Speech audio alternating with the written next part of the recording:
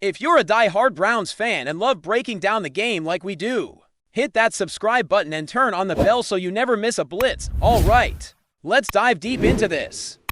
Because the story of SHEDEUR Sanders and the Cleveland Browns is one of those rookie under-pressure sagas that really defines a team's identity mid-season. And Cam Newton's perspective adds a fascinating layer to the conversation. After Week 13's 6-8 loss to the San Francisco 49ers, the quarterback debate in Cleveland flared up again because, let's be honest, this has been a recurring question for the Browns. Who is really going to lead this offense? Kevin Stefanski, probably exhausted from repeating himself, confirmed yet again that SHEDEUR Sanders remains the starter for Week 14. But the intrigue isn't about Stefanski's decision, it's about how this rookie is handling an uphill climb in a less-than-perfect situation. Sanders, the former Colorado Buffaloes standout, is now 1-1 as a starter. And while flashes of talent have been evident, there are unmistakable rookie wrinkles. Against the 49ers, he went 16 for 25 for 149 yards and a touchdown, which, on paper, doesn't blow anyone away. But it's significant that he didn't commit turnovers. Yes, 3 sacks for 34 yards lost shows that some bad habits persist. But for a player in just his second career NFL start, this was far from disastrous. Context matters, and in this case, it's everything. Dillon Gabriel, Cleveland's third-round pick, was given 6 starts before being evaluated and moved on. Sanders has only had 2 starts, which Cam Newton highlighted on First Take, stressing that every young quarterback deserves an equal opportunity to develop. Newton's philosophy is simple. If you gave opportunities to others like Gabriel or Joe Flacco to be properly assessed, you owe it to Sanders to do the same. He emphasized, "I believe in equal opportunity. I believe that whatever you've given one, you should give the other. I believe we have to develop our players in the best way we know how." This isn't just sports talk, it's a nuanced critique of how franchises handle rookie development. And it casts Cleveland's decision-making in a fair, if sometimes harsh, light. Newton's praise for Sanders was measured but genuine. The truth is, given what was the situation yesterday, I was pleased with what SHEDEUR Sanders did. It's rare to hear that kind of tempered approval from a player of Newton's experience, especially when discussing a rookie in such a pressure-packed environment. Now, let's be real, the Browns are not exactly built like a powerhouse. Newton, never one to mince words, said hell no when asked if he considered Cleveland a good team. And most fans would nod in agreement. This frames Sanders' performances in a critical but fair context. He's a rookie being asked to operate in a system with 0 standout, no 1 receiver, minimal tight end reliability, and a lack of supporting offensive infrastructure. The rookie QB is paired with rookie running back Quinton Judkins, essentially asking these 2 young players to carry your team, which Newton called a recipe for disaster. He compared the situation unfavorably to the 2016 Cowboys, where Dak Prescott and Ezekiel Elliott were rookies too, but they had arguably one of the best defensive lines in football history, plus multiple weapons at the receiver position in Cole Beasley, Dez Bryant, and Jason Witten. Cleveland has none of that. Their 177 wide receiver targets are the 5th fewest in the league, and 33 sacks allowed put them in the bottom 10. That's not just a stat line, it's a signal of the uphill battle Sanders faces every single snap. And that makes his relatively steady performance all the more impressive. By raw numbers, Sanders has actually outperformed Gabriel in their respective first 2 starts. Higher completion percentage, 60.0 to 56.5, nearly double the yards per attempt, 8.0 to 4.8, superior passer rating, 90.8 to 77.1, and only half as many sacks, for 2.8. The numbers don't lie. And they underscore that even in a struggling system, Sanders has shown promise. He isn't perfect, but he's learning, adapting, and managing games without making critical mistakes that could bury the team. That's exactly what Newton was advocating: patience, fairness, and proper evaluation. Sanders will continue as the starter, not because he's a polished superstar, but because, at the moment, he's the best option the Browns have in a situation riddled with limitations. This isn't the Vikings with a top-notch supporting cast waiting for a QB to step in. This is Cleveland, where talent gaps make the development of a rookie signal caller both more difficult and more necessary. It's a high-wire act without a safety net. And Sanders is balancing that act with remarkable poise for a second-year pro. Newton's commentary also touches on a broader point about NFL team building. You can't expect immediate success From a rookie quarterback without surrounding pieces, evaluating talent isn't just about stats or highlight plays, it's about understanding the ecosystem the player is operating in. By drawing parallels to the Cowboys, but emphasizing the lack of protection and weaponry in Cleveland, Newton highlighted a fundamental truth: the environment can make or break a rookie's growth trajectory. So while Sanders' performance may not ignite highlight reels yet, the fact that he's avoiding turnovers, delivering a decent completion rate, and showing decision-making growth under pressure is notable.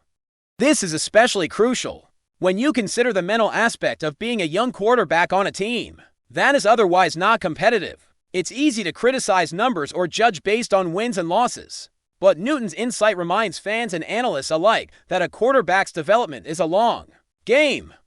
And equal opportunity is critical to see what a player is truly capable of. In essence, Cleveland is asking Sanders to navigate a gauntlet: limited offensive weapons, a rookie running back trying to learn the ropes, and a defensive front in the league capable of exploiting any weakness. In this context, Sanders' ability to manage games without costly mistakes, maintain composure in the pocket, and show flashes of talent is exactly the type of progress you want to see.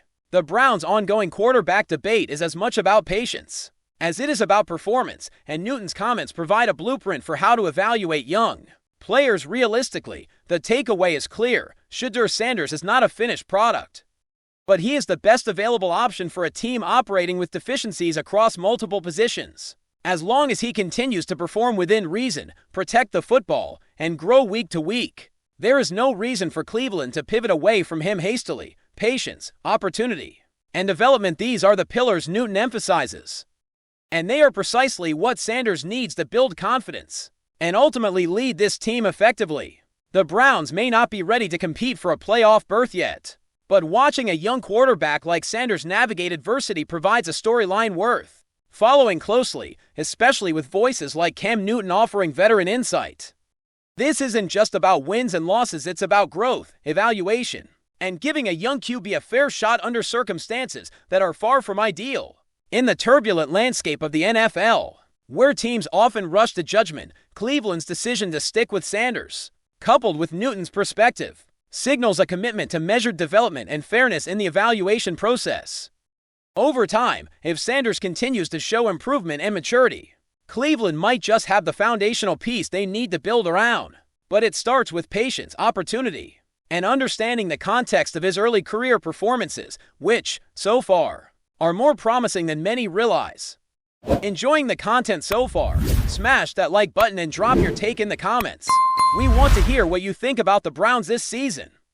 You can already feel the NFL world buzzing, the kind of buzz that starts in whispers and quickly grows into a roar, and this time, it all centers around Myles Garrett. You know the guy, one of the most feared pass rushers in the league. A man who can change the course of a game with a single snap. But lately, it seems he's been doing more than just wreaking havoc on the field. Myles Garrett just dropped a statement about SHEDEUR Sanders that has set the entire league on fire. And believe me, the NFL isn't ready to stop talking about it anytime soon. People are replaying his words, dissecting every syllable, debating what he meant, and speculating endlessly about the ripple effect it might have, not just for Sanders, but for the league's culture, its future stars, and even the dynamics of locker rooms around the country.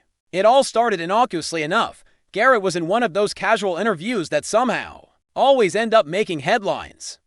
The kind where the microphone is supposed to catch sound bites and a few offhand remarks. Nothing earth-shattering, but when Garrett started talking about SHEDEUR Sanders, it was like someone had thrown a lit match into a barrel of gasoline. His tone was equal parts admiration and critique.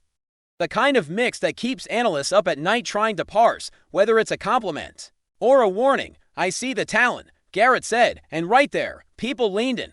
Because when a player of his stature speaks, it matters, but it's about more than just talent. It's about the game itself, how you carry yourself, the way you respect the moment, and honestly, the way you handle the pressure. Some of it, he's got.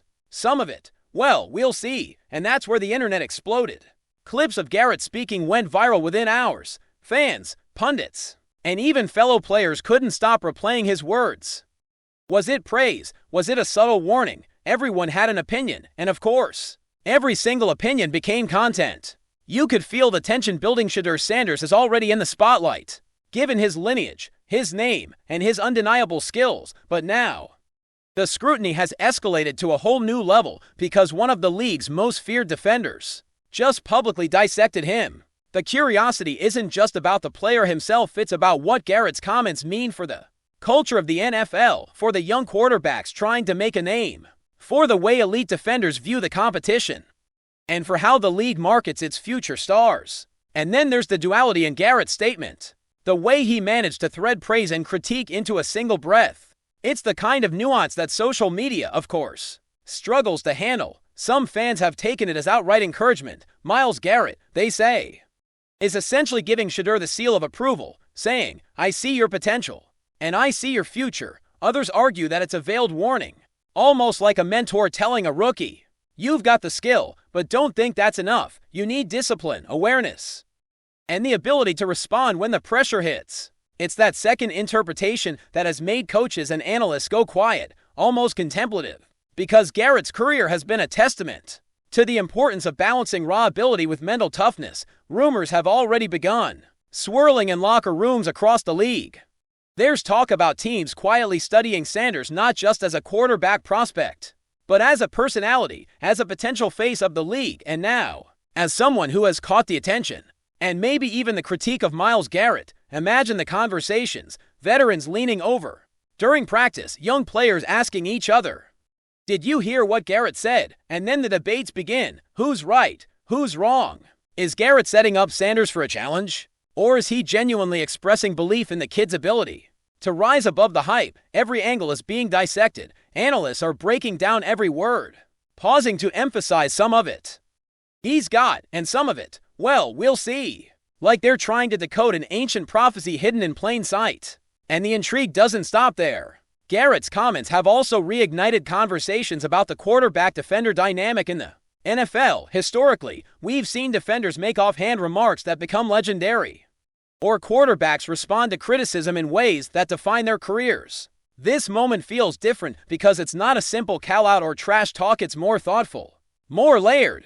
It's almost philosophical, and yet it's dripping with competitive edge. It forces everyone watching, from fans to coaches to media personalities, to consider the mental chess happening off the field. Garrett, after all, isn't just any defender. He's a player who reads quarterbacks better than most, anticipates plays like a strategist, and attacks both the mental and physical game. For him to weigh in on Sanders is, by extension, to weigh in on the potential next wave of NFL talent. Meanwhile, SHEDEUR Sanders finds himself in the eye of a storm he didn't exactly ask for, and the narrative is only growing. Interviews, practice notes, locker room whispers, and social media debates all contribute to a sense of heightened expectation. Some people are saying that Garrett's words might fuel Sanders' determination, push him to sharpen his instincts, refine his mechanics, and embrace a level of focus that only elite players achieve. Others warn that the pressure could be destabilizing, that the scrutiny from a high-profile veteran might make every play feel magnified,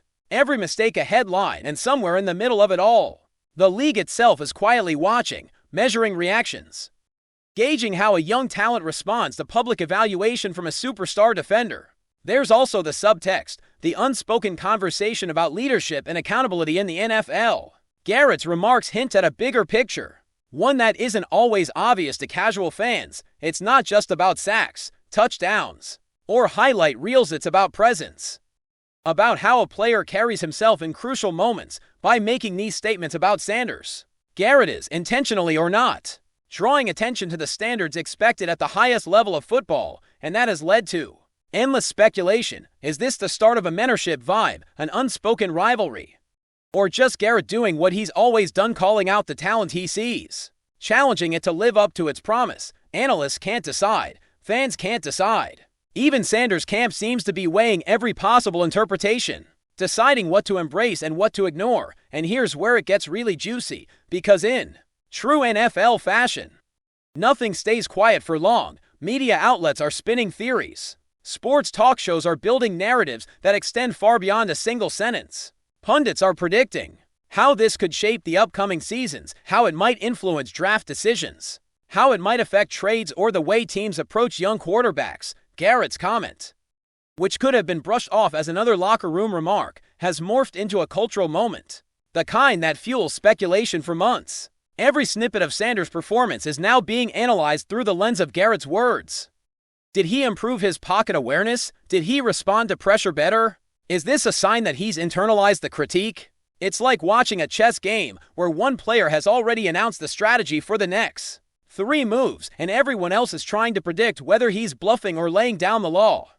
It's also worth noting that Garrett's delivery played a huge role. There's a charisma in the way he speaks, confident but measured, critical but respectful. It's the kind of presence that commands attention, and when he speaks about a rising star like Sanders, the entire ecosystem of fans, analysts, and players leans in. There's almost a ceremonial aspect to it.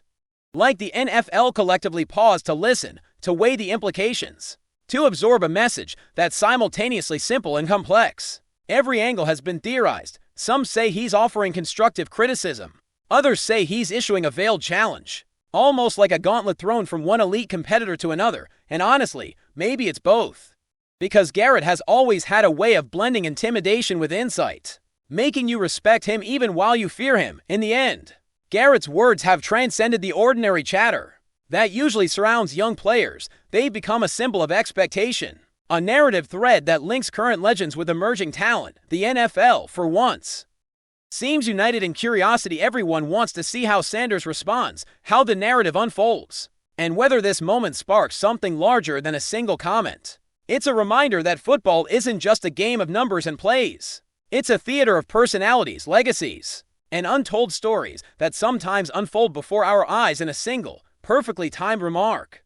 Myles Garrett may have intended to comment on Sanders, but the ripple effect has reached far beyond that. Coaches are talking, fans are debating, and the league itself seems to be holding its breath, waiting to see how a young quarterback responds to scrutiny from one of the game's most formidable defenders. It's messy, it's dramatic, and it's exactly why the NFL continues to captivate us season after season, year after year. Rumors swirl, opinions clash, and through it all, one thing is clear. When Garrett speaks, the league listens, and when it comes to SHEDEUR Sanders, the world is watching to see if he rises to meet the moment, or if this is just the beginning of a story that will be told for years to come. Thanks for riding with us on another Browns Blitz. If you liked the video, share it with a fellow fan, hit subscribe, and ring that bell so you're always part of the Dawg Pound conversation. Go Browns!